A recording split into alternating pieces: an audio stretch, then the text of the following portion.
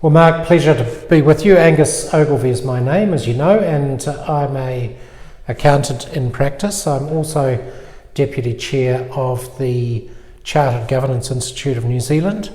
So I have a real interest in governance and in the education of governance professionals.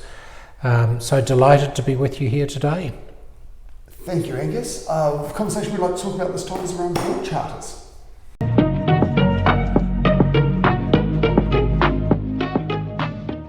Hi, I'm Mark Makingadifference. Welcome to Governance Bites. As you just heard, today I have the opportunity to spend some more time with Angus Ogilvie. Angus, thank you again very much for your time. Pleasure. The topic du jour is on board charters, a very specific part of governance that, as you mentioned just before we got on camera, a lot of boards don't have. So let me start with the question, what is a board charter and what is its purpose? Well, it sounds like a pretty daunting sort of a document, a board charter, doesn't it? And really it's a roadmap for a board member, and it's vitally important, I believe, in terms of orientation of a new director or a member of a board.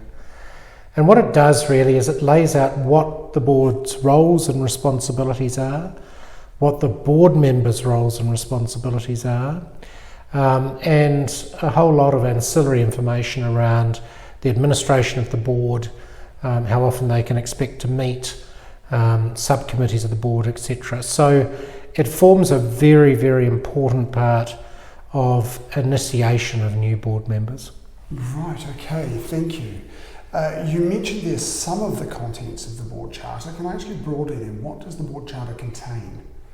Well, first of all, it should give a bit of an insight in terms of the organisation. That's quite important. Okay. So, and the role of the board in that organisation, how board members are appointed, how long they serve, whether they are in a position to be reappointed.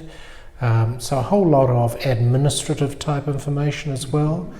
I think it's very important that a charter sets out the responsibilities of board members, so that that's stated overtly in a document, that people understand what they're taking on by becoming a board member or director, and also some of the structure of that board as well. So if there are subcommittees, for instance, the Finance, Audit and Risk Committee, Appointments Committee perhaps, which might be involved in selecting a new CEO or a new director of the board, any number of subcommittees that the board may have.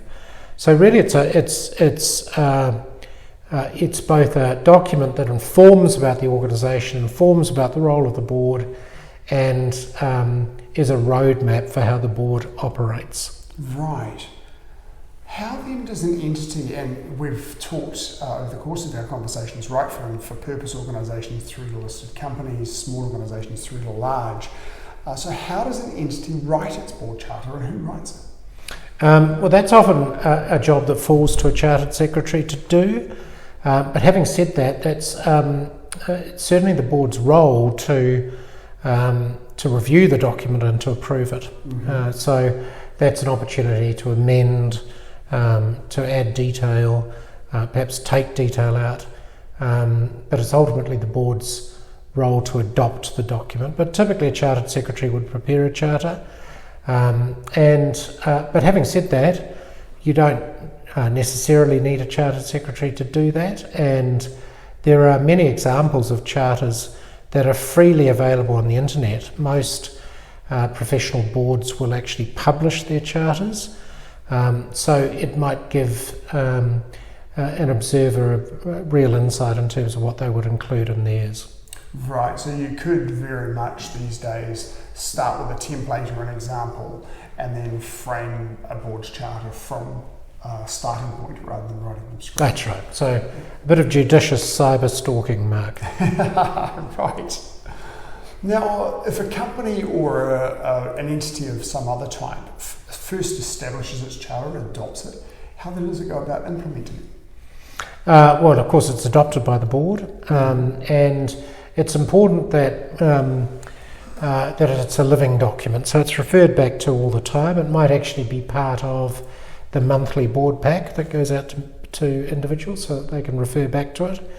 And it might also, I alluded to the fact that a charter might also include a roadmap. So there may be, for instance, a calendar style approach to when various activities, when the board turns its mind to various activities. So there might be, for instance, an annual focus on reviewing strategy, although I would argue that should actually be an agenda item for every board meeting. Mm-hmm. But a specific focus on strategy. There may be certain times of the year when you review various policies, both board policies and organisational policies, etc. So that can be set out in the charter too. So that provides the roadmap, and of course from there the agenda for those meetings can be prepared. Right. So there's a lot of it works well together with a work plan. Correct. In that space. Right. You mentioned that it may be available in the board pack for each meeting. How does the board charter influence board meetings? Well, the board meeting itself, I think, is informed by the charter in terms of what the responsibility is of the individual board members. So it may help to ensure that the discussion is slightly more focused. Board meetings can go on for a long time now. The days of an hour-long board meeting are long gone. They can even go over several days for larger organisations. But it does help board members and the chair focus in on the core responsibilities of the director, and more importantly perhaps where the board stops and where the executive takes over in terms of perhaps implementation of policy, etc. So I think it aids in focusing meetings.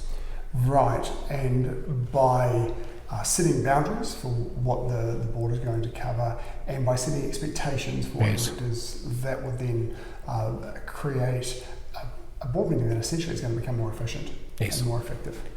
Right. Absolutely. If a new director joins the board, how should their onboarding involve the charter? How should the charter be involved in that process? Well, I would hope that the chair, or failing that, the chartered secretary or secretary of the board would spend time inducting that person. Mm-hmm. And the charter forms part of that induction. And should probably, if you think of a number of documents that you might have in a board setting, they might all cascade from that charter.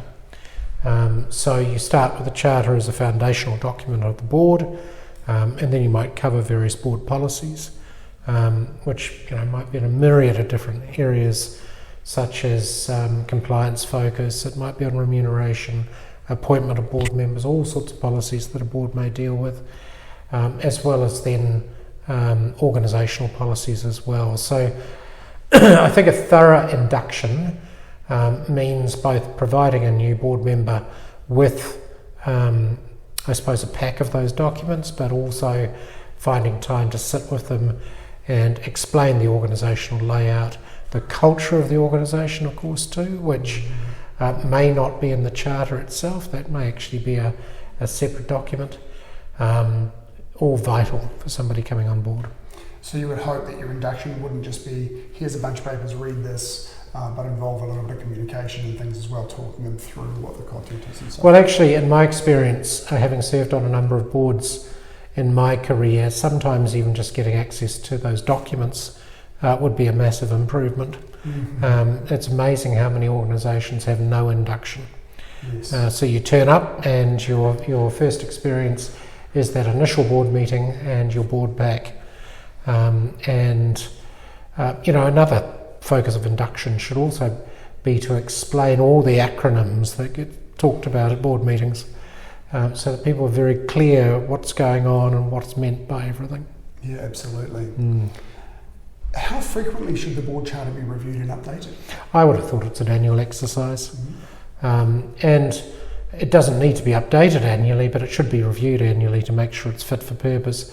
It may be that the board's decided to add another subcommittee at the board, for argument's sake, that wasn't in the charter when it was pulled together, so that may need to be an iteration of that document, and but on other occasions it may be a simple review and it's fit for purpose, no changes required. And is that a role that would be performed by the entire board, or the chair and the company secretary? I think it'll be done by the entire board. Yes. Right, okay. What I mean by that is the board owns the charter. Yes. So it's got to work for the board, and it's got to have sufficient information in there so that directors are clear about their responsibilities and what is expected of them in performing their duties. Okay. Do they tend to have enforcement and sanction content as well? What happens if a director breaches the charter? Well, that would probably be the subject of a conversation at a board meeting, I would have thought. And that may very well be something that the chair would handle outside of a board meeting. But that would be a most unusual situation. These directors tend to be fairly professional people that will one would hope so. do the job. Right, okay. One final question for you off the topic a little bit actually. Given, as you just mentioned, your extensive experience on boards generally, what advice would you give to all directors?